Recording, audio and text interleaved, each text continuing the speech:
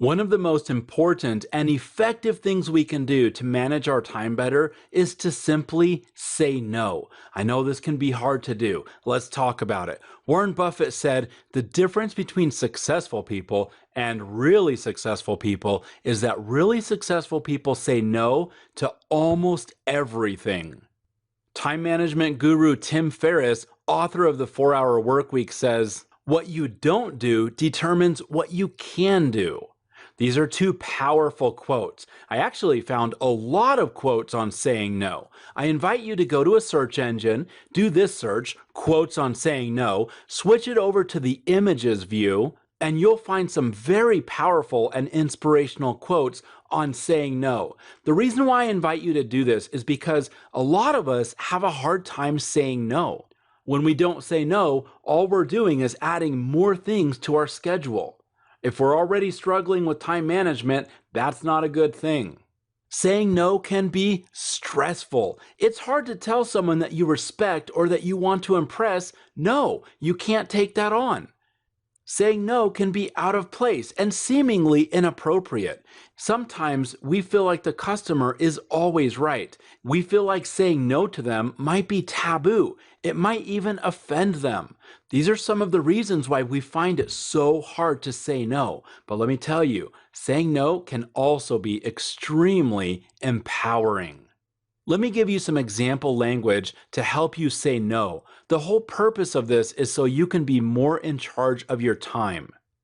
A respectful and simple way to say no is, "I'm sorry, I don't have the time or the resources to do that right now." Another example, "That sounds like a very cool project. Here we're validating what they're doing. Unfortunately, I can't take it on until next year."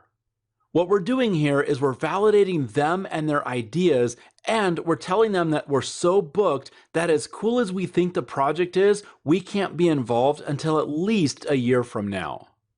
Here's another example. "I'm not going to be able to do that, but I can recommend some colleagues that might be interested." This is a line that I use when somebody asks me to speak at their event. A lot of times, they aren't willing to compensate me or cover my costs. I found this is a great way to say no to them. Here's another example. I get asked all the time to do book reviews on my blog. My response has been, "I'm about a year out on all of my book reviews." Here's another way to say no. "As much as I want to take this on," again, we're validating how cool the project is, "I can't do it until I deliver my other 3 projects." You could say, "I've shifted my focus and don't do that type of work anymore." If you want, you can also add, "I can introduce you to some people that might be able to help you." Finally, you might find that a great way to say no is simply to not respond to people. Of course, this non-response isn't what you would do on the phone or in person, but it might be a way to say no online. I find myself taking a lot of invitations in my email inbox and simply deleting them. Not replying is a reply in itself. Here are some bonus ideas. The first one is regarding explanations. You do not owe anyone a deeper explanation of why you're saying no. Well, maybe you owe your boss or a certain customer an explanation, but you don't have to start out with an explanation of why you have to say no. Bonus number 2 has to do with assertiveness. If the person continues to ask you, even after you've said no, you can simply repeat in a calm voice your last statement, and you can do this every single time they ask you. I've been in situations where I've seen this played out. One person is asking for a favor or something along those lines, and the other person says the same sentence every single time. It's always a no, but they say it calmly to the point where the first person stops asking.